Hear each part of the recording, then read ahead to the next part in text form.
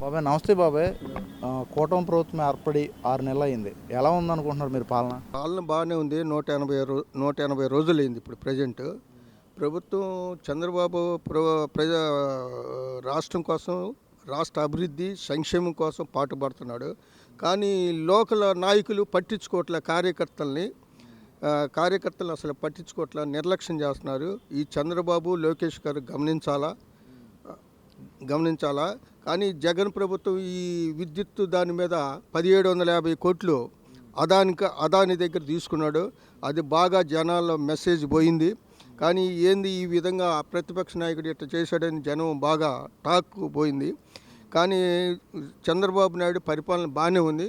కానీ లోకల్ నాయకులు అసలు కార్యకర్తల్ని అసలు పట్టించుకోవట్లా. మీరేమో పరిపాలన బాగుంది అంటున్నారు, మరి జగన్మోహన్ రెడ్డి గారేమో పరిపాలన ఏమీ లేదు, ప్రజలు చాలా ఇబ్బంది పడుతున్నారు ఈ కూటమి ప్రభుత్వం అని చెప్తున్నారు.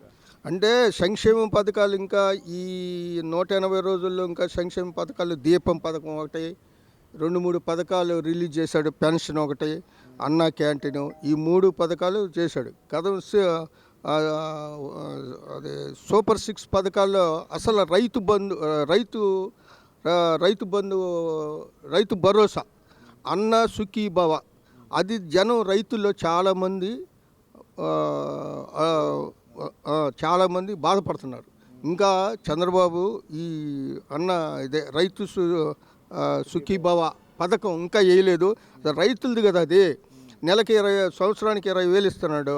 అది ఈపోయాక జనంలో కొద్దిగా అసంతృప్తిగా ఉంది. మెయిన్ అంటే గతంలో ధాన్యం అమ్ముకుంటే ఒక నెల రోజులు 2 నెలల టైం పట్టింది, కానీ ఇప్పుడు ధాన్యం అమ్మిన 24 గంటల్లోనే అకౌంట్లో అమౌంట్ పడుతుందని చెప్తున్నారు. అవునా కదా? అది కరెక్టే.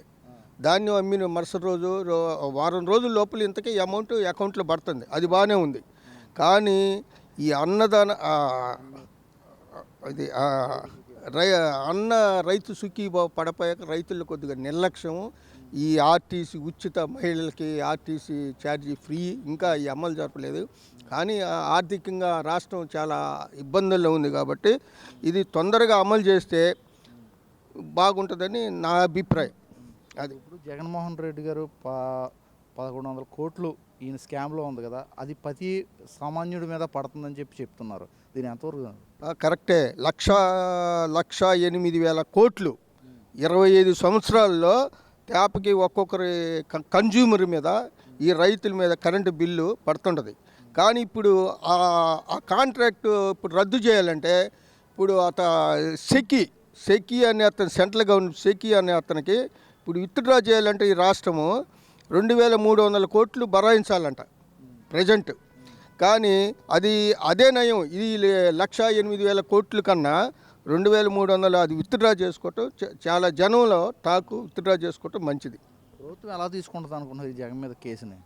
ప్రభుత్వం అంటే అమెరికాలో పరిస్థితులను బట్టి నిన్న సీఎం గారు, కేశవ్ గారు వాళ్ళు చెప్పారు, క్షుణ్ణంగా పరిశీలించి దాని మీద తర్వాత మేము మాట్లాడతామని, ఇప్పుడు ఏం మాట్లాడమని చెప్పాడు నిన్న కూడా ఆర్థిక మంత్రి.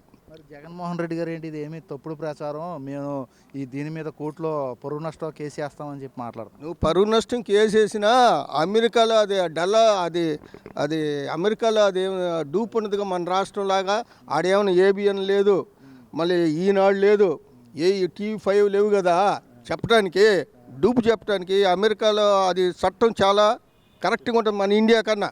మన ఇది ప్రజాస్వామ్య వ్యవస్థ. అది ఆ అమెరికాలో చాలా ఖచ్చితంగా అతనికి శిక్ష పడుద్ది గ్యారెంటీగా నాకు తెలిసి. అంటే మేము అనుకుంటున్నాం. లాయర్లు కూడా కొంతమంది హైకోర్టు కాడికి పోతే చాలామంది అనుకోవటం జరుగుతుంది. ఆయనేమో నాకేం సంబంధం లేదు అది ఇది అంటున్నారు. మా ప్రకాశం జిల్లా మాగుంటే శ్రీనివాసరెడ్డి గారు ఆ రోజుల్లో మంత్రి. ఆయన 2019 నుంచి మాగుంట శ్రీనివాసరెడ్డి విద్యుత్ శాఖ మంత్రి. అసలు నాకేం తెలియదు, ఆ సంతకం కూడా నేను పెట్టలేదు, నాకు అర్ధరాత్రి వచ్చి లేపారు, నేను పెట్టలేదు, భయపడి వాళ్ళే మంత్రివర్గంలో పెట్టుకొని చేసుకున్నారు. ఆయన పేరు విద్యుత్ శాఖ కమిషనర్ శ్రీకాంత్ కూడా తెలుసది అని ఆయన వెల్లడించాడు. తెలియదు అంటున్నా. అది సిగ్గుసేటు, అసలు ప్రభుత్వానికి సిగ్గుసేటుగా. అసలు నాకేం తెలియదు అంటే ఇంకా అసలు మొత్తం ఆయనే పరిపాలన చేసినట్టుగా ఉంది. కానీ చంద్రబాబు నాయుడు కూడా వీళ్ళ మీద ఎక్కువ ఆధారపడితే చాలా ఇబ్బంది పడుతున్నారు. బాగా ప్రభుత్వం బాగుందని జనంలో అంత కొద్దిగా 5% తగ్గింది నాకు తెలిసి. 5% తగ్గింది ఇప్పుడు. దేనివల్ల అంటే వాళ్ళు అసలు పట్టించుకోవట్లా, నాయకులు ఓటర్స్ని అసలు పట్టించుకోవట్లా. కార్యకర్తల్ని వాళ్ళని పట్టించుకోవాలిగా. అసలు మా సమస్యలు ఆడ ఎంఆర్ ఆఫీసులో మాకు ఆన్లైన్ ఎక్కటల్లా, పొలం మా గ్రామ సభలు పెట్టారు. మొన్న పవన్ కళ్యాణ్ గారు చెప్తే గ్రామ సభలు పెట్టారు. ఏది రీసర్వే దాని మీద. ఆ రీసర్వే మాది 3.5 ఎకరం ఉంటే 3 ఎకరాలు చూపిస్తున్నారు. అర్జీలు పెట్టాం. ఇంతవరకు వాళ్ళు అసలు మమ్మల్ని పిలిచి సర్వే చేసిన పాపాను బాల.